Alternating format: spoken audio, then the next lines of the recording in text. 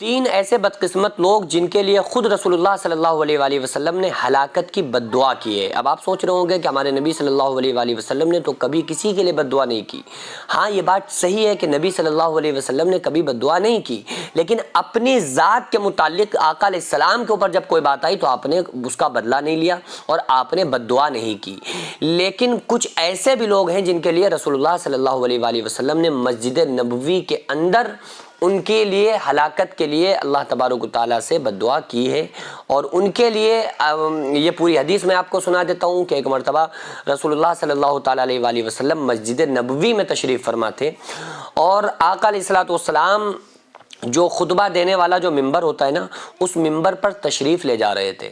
تو جیسے ہی آپ صلی اللہ علیہ وآلہ وسلم نے پہلی سیڑھی پر، پہلے زینے پر قدم رکھا تو حضرت جبریل علیہ السلام آ گئے، اور جبریل علیہ السلام نے کہا کہ جس شخص کو رمضان کا مہینہ ملے اور وہ شخص اپنی مغفرت نہ کرا سکے، اللہ سے رو رو کر اپنی مغفرت اللہ سے طلب نہ کر سکے، وہ شخص ہلاک ہو جائے۔ تو اس پر رسول اللہ صلی اللہ علیہ وآلہ وسلم نے فرمایا آمین، یعنی اللہ تعالیٰ قبول کر لے۔ جبریل علیہ السلام کی زبان سے نکلے ہوئے یہ ہلاکت کے الفاظ، اس پر پھر ہمارے نبی صلی اللہ علیہ وآلہ وسلم کا آمین کہنا، یعنی آپ جبریل علیہ السلام کی اس بد دعا پر آپ ایگری ہیں، اور آپ صلی اللہ علیہ وآلہ وسلم نے اس پر آمین فرمایا کہ اللہ یہ اس کو قبول کر لے جو تم کہہ رہے ہو الفاظ، کہ جو شخص رمضان کا مہینہ پائے اور اللہ سے مغفرت نہ کرا سکے وہ ہلاک ہو جائے۔ پھر آقا علیہ الصلوۃ والسلام نے دوسری سیڑھی پر قدم رکھا، اور آپ صلی اللہ علیہ وآلہ وسلم کے پاس جبریل علیہ السلام تھے۔ جبریل علیہ السلام نے کہا کہ جس شخص کے والدین بڑھاپے کی حالت میں کو پہنچ جائیں، والدین یعنی ماں باپ پہنچ جائیں، یا دونوں میں سے کوئی ایک پہنچ جائے، یعنی ماں یا باپ دونوں میں سے ایک پہنچ جائیں، یا دونوں جس کے ماں باپ بڑھاپے کی حالت کو پہنچ جائیں، اور وہ بچہ، وہ بیٹا اپنے ماں باپ کی خدمت کر کے جنت نہ پا سکے، وہ بھی ہلاک ہو جائے، وہ بیٹا، وہ بچہ ہلاک ہو جائے، تو اس پر ہمارے نبی صلی اللہ علیہ وآلہ وسلم نے فرمایا آمین۔ تیسری سیڑھی پر آقا علیہ السلام نے قدم رکھا۔ جبریل علیہ السلام نے کہا کہ جو شخص محمد صلی اللہ علیہ وآلہ وسلم کا نام سنے اور درود نہ پڑھے وہ بھی ہلاک ہو جائے، تو آقا علیہ الصلوۃ والسلام نے فرمایا آمین، یعنی اللہ تعالیٰ قبول فرما لے۔ اب آپ یہ دیکھیے کہ کتنے لوگ ایسے ہیں جو والدین کی نافرمانی کرتے ہیں۔ دیکھیے کچھ گناہ ایسے ہیں جن کی توبہ قبول نہیں ہوتی ہے۔ وہ گناہ کون سے ہیں؟ وہ گناہ وہ ہیں جن کا تعلق حقوق العباد میں سے۔ حقوق العباد کی پامالی آپ اگر کرتے ہیں تو پھر کوئی بھی آپ کی توبہ اس کے بعد قبول نہیں ہوگی۔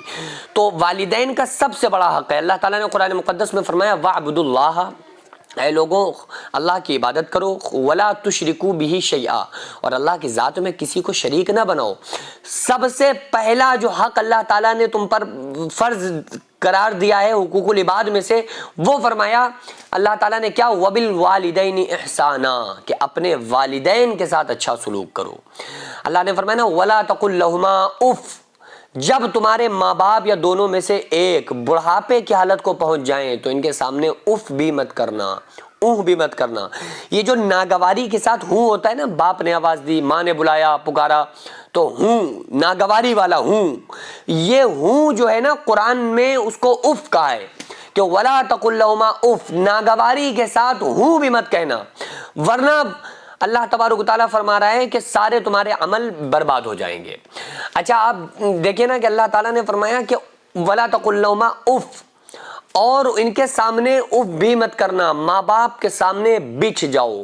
اللہ فرما رہا ہے قرآن میں کہ اپنے ماں باپ کے سامنے بچ جاؤ۔ کیسے بچ جاؤ؟ ایسے بچ جاؤ، اس کی مفسرین فرماتے ہیں کہ ایسے بچ جاؤ جیسے پرندے کو شکاری پکڑتا ہے، شکاری نے کسی پرندے کو پکڑا اور پرندہ جب بے بس ہو جاتا ہے تو وہ اپنے پروں کو زمین پر پھیلا دیتا ہے، پروں کو پھیلا کر بالکل زمین سے چپٹ جاتا ہے نا، زمین سے چمٹ جاتا ہے ایک دم بے بسی کی حالت میں۔ تو اللہ تعالیٰ یہی فرما رہا ہے کہ اپنے ماں باپ کے سامنے ایسے بے بس ہو جاؤ، اس طرح سے پڑ جاؤ، اس طرح سے اپنے آپ کو بے بس کر لو۔ ہم کیا کرتے ہیں کہ ہم جوان ہو جاتے ہیں، ہمارے بازوؤں میں طاقت آ جاتی ہے، تو پھر ہم ماں باپ کو صلاح دینے لگتے ہیں، پھر ماں باپ کی بات کو ماننا ہمارے لیے بڑا بڑا عجیب محسوس کرنے لگتے ہیں کہ لو ہم ان کی وہ پرانے دور والی باتوں کو مانیں گے. ماں باپ کے ساتھ بدتمیزی سے بات کرنا. یا آقا علیہ الصلوۃ والسلام نے ارشاد فرمایا قیامت کے قریب لوگ اپنے ماں باپ کو دور کریں گے اور اپنے دوست کو قریب کریں گے. اپنے باپ سے بندہ دور ہو جائے گا, اپنے دوست کو قریب کرے گا. تو آقا علیہ الصلوۃ والسلام سے پوچھا گیا کہ یا رسول اللہ صلی اللہ علیہ وآلہ وسلم قیامت کب آئے گی؟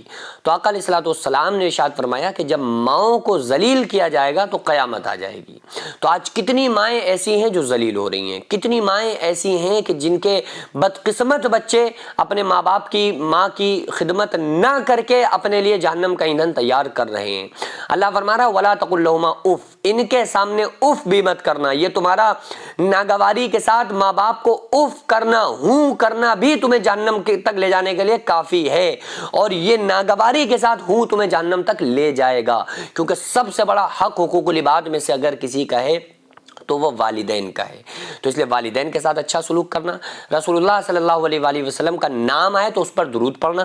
سب سے چھوٹا جو درود ہے وہ صلی اللہ علیہ وآلہ وسلم ہے, اور درود بھی آپ صلی اللہ علیہ وآلہ وسلم پڑھا کریں. سب سے چھوٹا درود صلی اللہ علیہ وآلہ وسلم. بعض لوگ پڑھتے ہیں صلی اللہ علیہ وسلم, ٹھیک ہے پڑھ سکتے ہیں, لیکن آقا علیہ الصلوۃ والسلام نے ارشاد فرمایا کہ مجھ پر دم کٹا درود مت بھیجا کرو. صحابہ نے عرض کیا کہ یا رسول اللہ صلی اللہ علیہ وآلہ وسلم دم کٹا درود کیا ہے؟ تو آقا علیہ السلام نے ارشاد فرمایا کہ مجھ پر رحمت بھیجنا اور میری آل کو چھوڑ دینا. تو صلی اللہ علیہ وآلہ وسلم, وآلہ یعنی آپ صلی اللہ علیہ وسلم کی آل پر بھی سلامتی ہو. تو یہ پورا درود پڑھا کریں, اور سب سے چھوٹا درود ہے صلی اللہ علیہ وآلہ وسلم. تو ماں باپ کی خدمت کرنا. دوسری چیز رسول اللہ صلی اللہ علیہ وآلہ وسلم کے نام پر درود پڑھنا.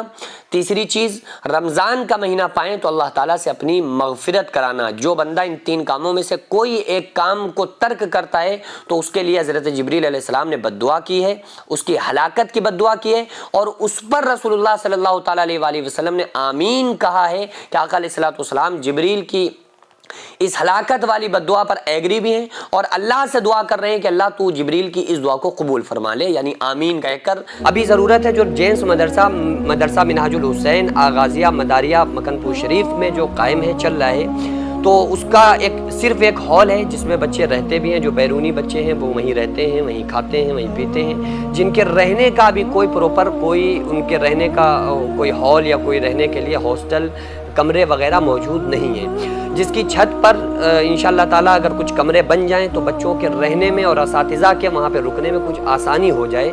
کیونکہ پورا مدرسہ جو بنا ہے اللہ رب العزت کی قسم کھا کے بتا رہا ہوں کہ بغیر کسی فنڈنگ بغیر کسی چندے کے بنا ہے, جو اللہ نے مجھ سے کام لیا, میں نے خود کام کیا, اور یہ آپ کو فوقیت کے لیے نہیں بتا رہا ہوں بلکہ صرف آپ کے حوصلے کے لیے بتا رہا ہوں. تو اس کے لیے تعمیری کچھ کام ہونا ہے. آپ لوگوں سے خصوصی گزارش ہے کہ اس میں اس کار خیر میں تعاون کریں, اس کام میں حصہ لیں, تاکہ ہمارا یہ جو کام ہے, یہ جو مشن ہے, یہ کمپلیٹ ہو سکے. اللہ تبارک و تعالیٰ اس کا صلہ ہم کو عطا فرمائے.